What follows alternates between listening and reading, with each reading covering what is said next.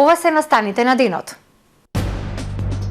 Општина Охрид планира подобрување на енергетската ефикасност на 3 општински основни училишта.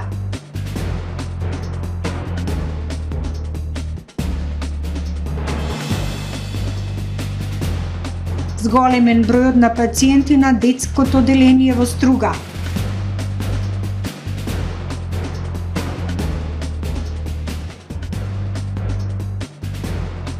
Од 5 најголеми должници во земјава, 3 се на иста адреса, анализа на порталот Пари.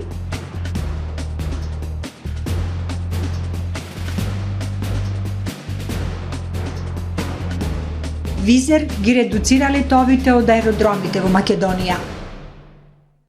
Подетално за најавените и за останатите содржини кои денес ги подготви информативната редакција на ТВМ, ке погледнете во дневникот кој започнува по временската прогноза. Останете со нас.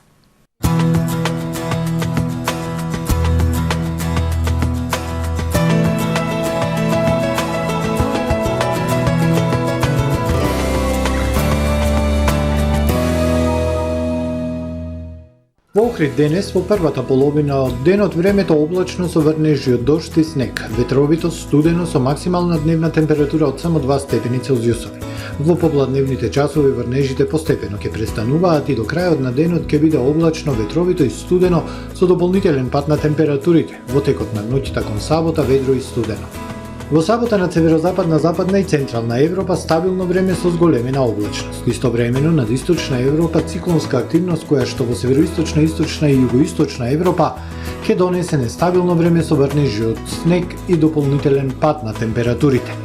Утре на крајниот север и југ на Балканскиот полуостров претежно сончево со локална облачност и студено време. Во централните делови на полуостровот и на исток на Балканот нестабилно со врнежи од дожд и снег и студено. Максималните дневни температури од -1 до +6 степени Целзиусови. Во Македонија во сабота студено утро со пат на утринските температури кои ќе бидат во интервал од -14 до -3. Во текот на денот сончево со локална облачност, ветровито и студено со северен и северозападен ветер. Максималната дневна температура -3, односно +5 температури под повеќегодишниот просек за овој период од годината. Во Охрид во сабота не очекува студено утро. Утринската температура -8, а во текот на денот сончево време со локална облачност, ветровито и студено, максималната дневна 0 степени. Во недела, понеделник и вторник ледено утро со пат на утринската температура на -7, -9 до -11 степени. Во текот на денот сончево време со појава на локална облачност, ветровито и студено со дневни температура од 0, -2, односно -1 степен Целзиусов.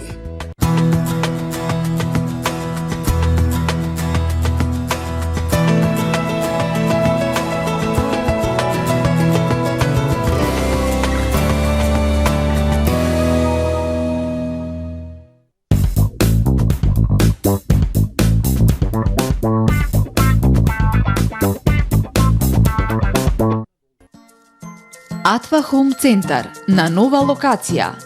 Во новиот продажен простор уште поуспешно ја остваруваме нашата мисија на едно место да обезбедиме широка понуда на производи кои ќе го подобрат и разубават вашето секојдневие.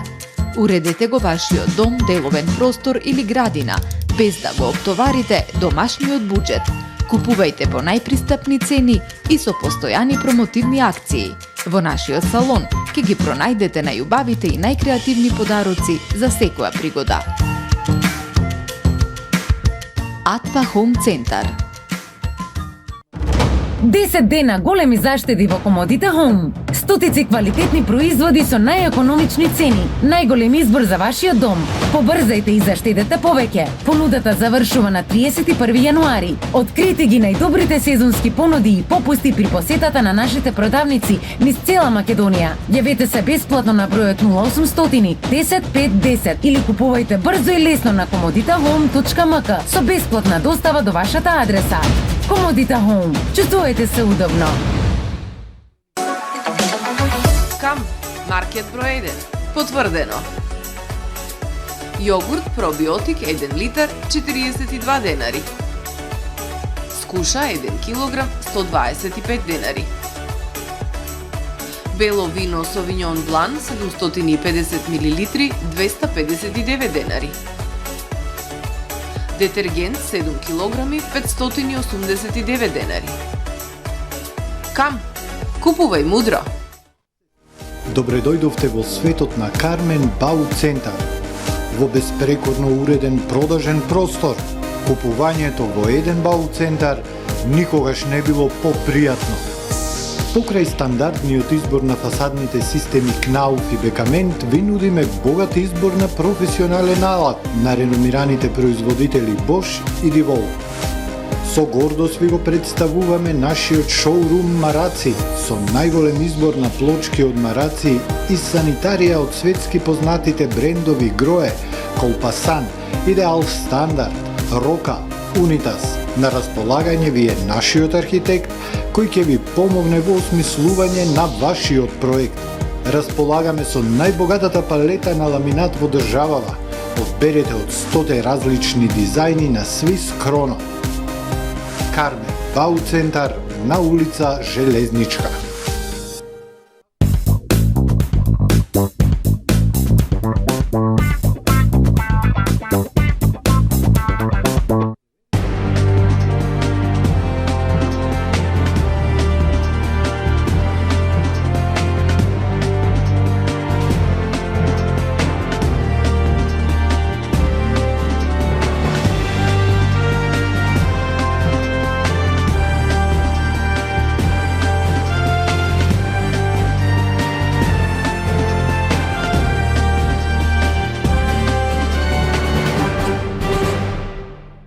Добар ден, прво издание на Дневникот на ТВМ.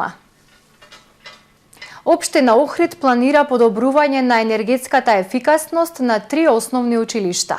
Ке се прави реконструкција на фасади, дренажа и замена на дотрајната дограма. За овие зафати одобрен е поволен кредит во висина од над 700.000 евра од Светска банка. Општина Охрид се подготвува за реконструкција на 3 општински основни училишта. Во втората половина од оваа година ќе се подобрува енергетската ефикасност во основните училишта Христо Узунов, Братство единство во населбата Лескајца и Свети Климент Охридски. Средствата од Светска банка се одобрени за реконструкција на фасади, дренажа и замена на дотраена дограма. За дополнителни зафати кои треба да влезат во проектната апликација се одржа јавна дебата на која од страна на представници на школите беа дадени предлози што да се подобри во училиштата. На ходници, да. Бидејќи тие се малце веќе и неки тие има процедурни линии, кои има внатре прашина. Ако е можно да се променат тие и лето светување. Грејањето кое се вистина е кај алармантно, вие го спомнавте веќе.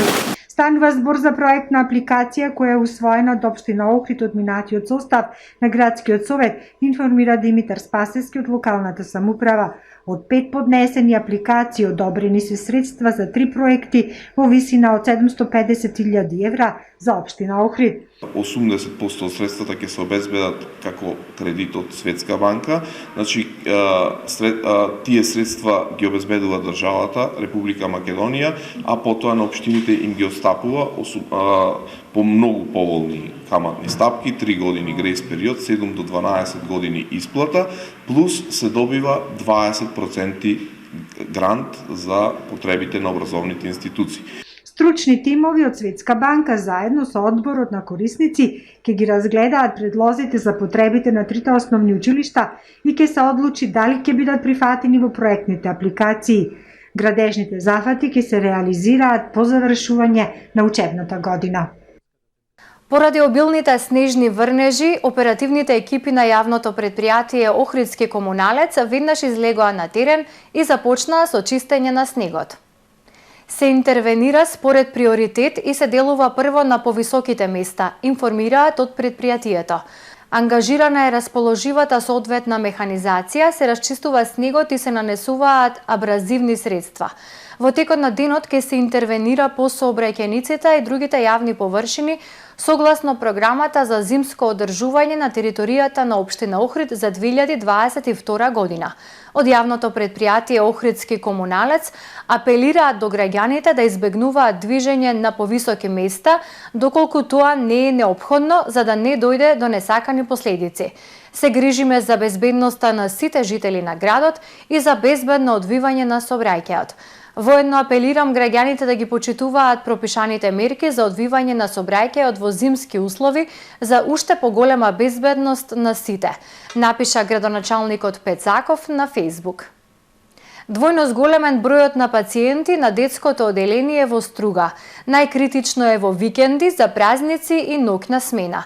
Покрај децата од Охрид на Струшкото одделение наплив има и на деца од Ресен и Дебар.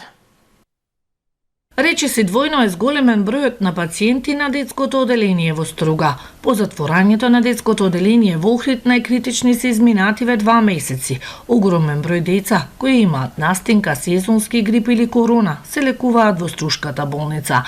Најкритично е во викенди, за празници и ноќна смена.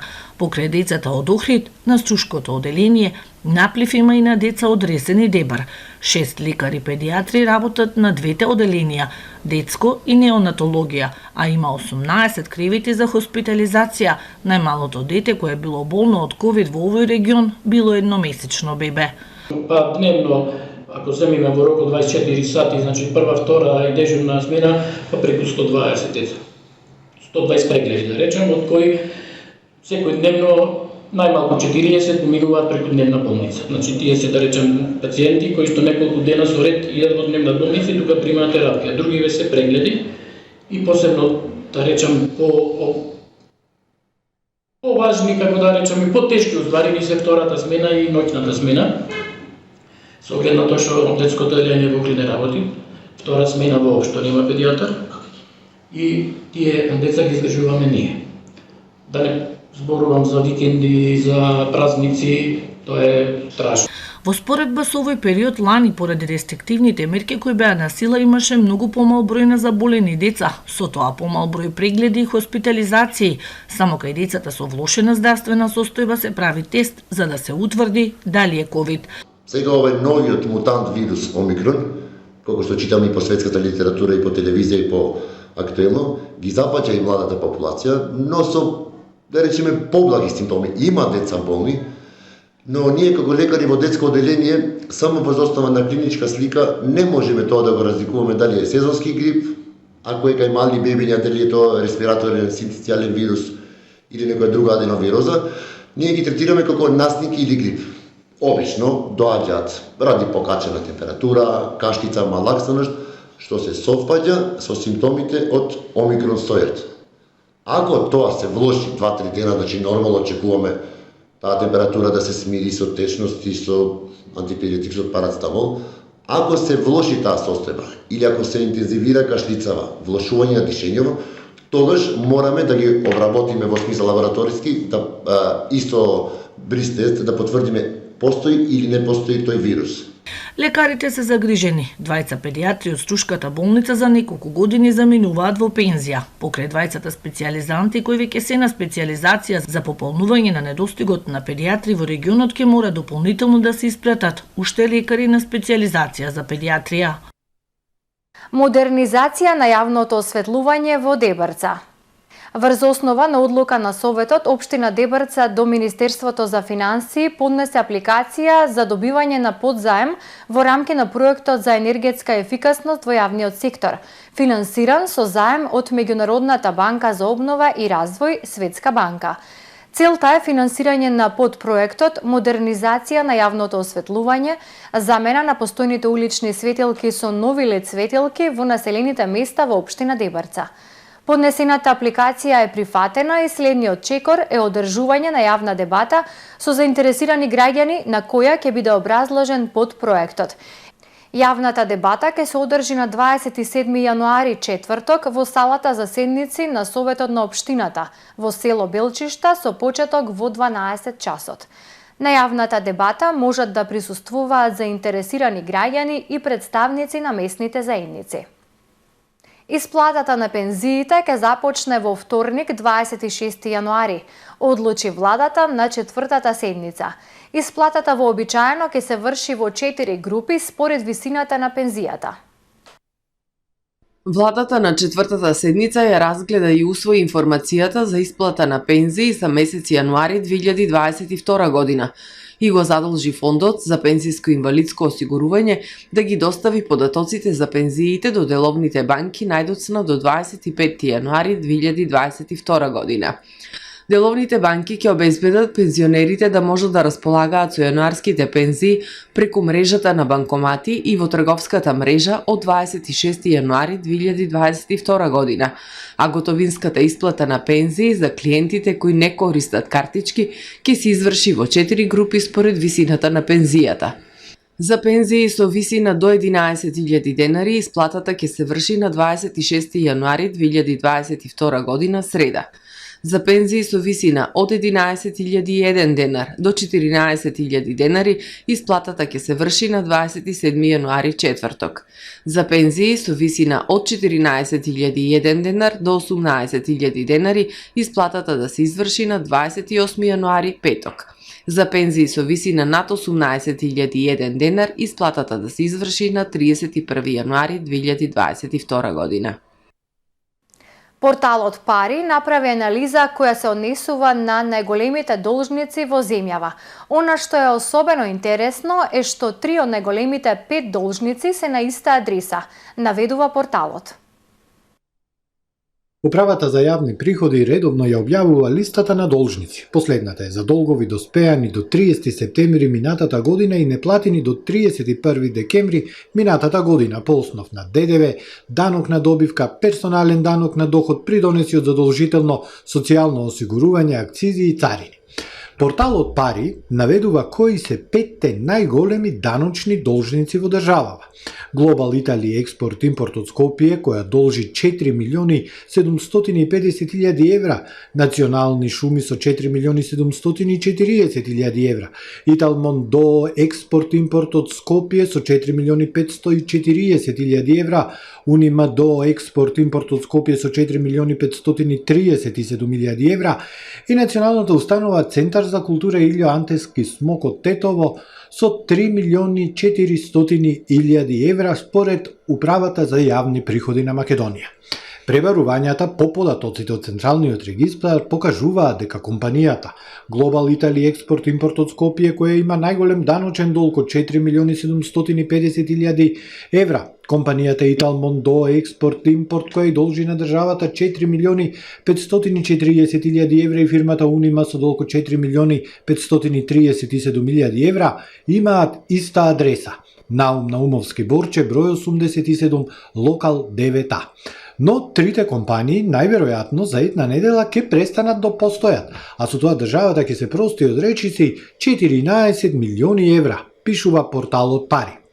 Имено, податоците на Централниот регистар покажуваат дека трите компании на 29 јануари минатата година се ставени на листа за бришење. На таа листа според законската регулатива се евидентираат компании кои не поднеле годишна сметка за деловната 2018 или не поднеле пријава за упис на адреса на електронско сандаче, или пак не го уплатиле основачкиот влог по истекот на една година од објавувањето на уписот на веб страната на Централниот регистар. На тој список тие се една година, а во меѓувреме може да ги отстранат недостатоците за кои се нашле на листата на бришење, но можно и некој да покрене предлог за ликвидација или за отварање на стечајна постапка. Ако нешто од тоа се случи, Централниот регистар на ажурирана листа ќе тргне компанијата од списокот за бришање. Последното ажурирање Централниот регистар го направил на 13 јануари годинава, а трите компании се таму, што значи ниту УЈАП, ниту некој друг повел постапка за стечај. Централниот регистар, како што му налага законот, ќе ги избрише овие фирми на 29 јануари годинава, освен ако нешто не се случи во последен момент. Национални шуми, поранешна Македонски шуми, е јавно предпријатие кое стопанисува со 90% од вкупната површина под шума во Македонија. Сегашниот долг е за неплатено ДДВ од над 4,7 милиони евра. Во 2011 година на пресконференција тогашниот директор Жарко Караджовски откри дека Македонски шуми има натрупан долг по основ на ДДВ од 17,8 милиони евра, кој ќе се репрограмира од страна на државата без камата. Петото место на црната листа на УЈАП и припаѓа на Националната установа Центар за култура Илјо Антески Смок од Тетово, која за неплатен ДДВ должи 3,4 милиони евра. Според податоците на УЈП на првата листа на должници објавена годинава се 1762 правни лица и 3036 физички. Вкупно објавениот нето долг изнесува околу 8 милиарди и 600 илјади денари, пренесува порталот Пари. Wizz Air ги редуцира летовите од аеродромите во Македонија до познатите туристички места во Европа. Само за еден ден нискобуџетната компанија Wizz Air потврди дека ги прекинува операциите на релација Охрид-Милано-Малпенса, како и летовите од Скопје кон Барселона и Ларнака, пишува специјализираниот портал XU Aviation. Двата неделни лета беа лансирани во март 2019 година, но беа прекинати во 2020 година поради пандемијата на коронавирус. Wizz Air во моментов ги одржува летовите од Охрид до Базел, додека сите други линии се привремено суспендирани. Во овој момент операциите кон Меминген и Малме ќе продолжат кон крајот на февруари, додека летовите до Виена, Дортмунд, Фридрихсен и Лондон Лутон треба да бидат обновени во март. Од СВР Охрид информираат дека вчера е приведен 35-годишниот ПС од Охрид, кој бил затекнат при извршување кражба од плац лоциран на улицата 7 ноември во Охрид. Против него ќе биде поднесена соодветна пријава. Во ова раструга, синоќа во 19 часот и 30 минути, е пријавено дека на локален пат помеѓу струшките села Лабуништа и Боровец настанал пожар во товарно возило во движење Volkswagen Transporter со струшки регистарски ознаки, управувано од 21-годишниот НН од Лабуништа. Пожарот бил изгаснат, а повредени лица нема. Во продолжение да ги погледнеме и вестите од светот. Генералниот секретар на Обединетите нации Антонио Гутереш предупреди дека ситуацијата во светот денес е многу полоша од пред 5 години, поради пандемијата од COVID-19, климатската криза и геополитичките тензии кои предизвикаа голем број конфликти, но дека за разлика од американскиот претседател Џо Бајден верува дека Русија нема да ја нападне Украина. Во интервју за Associated Press тој рече дека неговите приоритети утврдени на 1 јануари 2017 кога ја презеде функцијата шеф на Обединетите нации не се променети и дека ќе се залага за справување со глобалните нееднаквости, кризата од ковид и проблемот со глобалното затоплување, како и да остане доследен на својот апел за мир во светот.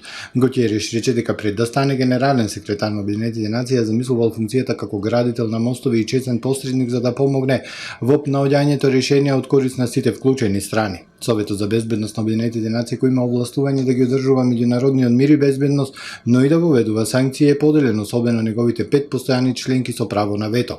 Иран, Русија и Кина денес започнаа заеднички поморски вежби во Индискиот океан со цел да ја зголемат поморската безбедност. Иранската државна телевизија наведува дека во вежбите учествуваат 11 ирански бродови, 3 руски, од кои еден разурнувач и 2 кинески брода. Американските медиуми пренесуваат дека во поморските маневри е вклучена иранската револуционерна гарда со помали бродови и хеликоптери. Вежбите, како што се наведува, ќе се одржат на површина од 17.000 квадратни километри на север од Индискиот океан, кои опфаќаат ноќни борбни, спасувачки операции и вежби за гаснење пожари. Ова е трета заедничка вежба на трите земји.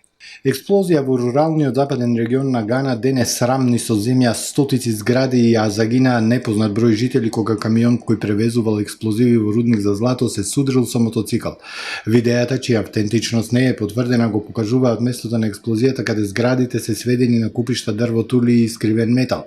Заменик генералниот директор на Националната организација за управување со катастрофи рече дека се уништени 500 згради. Регионален службеник за итни случаи изјави за локалните медиуми дека видел 10 мртви тела, а на жителите им е препорачано да ја напуштат областа заради нивна безбедност и да заминат во околните градови, се вели во соопштението на полицијата. Од блиските градови е побарано да отворат јавни простори, вклучително училишни и црквени згради за сместување на преживеаните.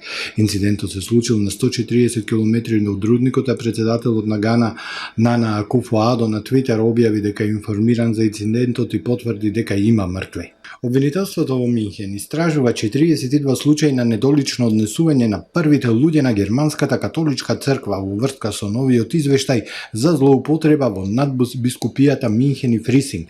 Портпаролката на канцеларијата Ен Лейденинг за ДБА потврди дека истрагата е во тек. Адвокатската канцеларија која го подготви извештајот во име на надбискупијата доставила 41 случај до канцеларијата на јавното обвинителство во август минатата година и уште еден во ноември 2021. Тие исклучиво се однесуваат на црковните службеници кои се уште живи и се дадени во строго анонимен формат, рече таа. Кои норми се прекршени според кривичното право се уште се истражува. Тоа е се во првиот дневник на ТВМ. Ви благодарам што не следевте. Довидување.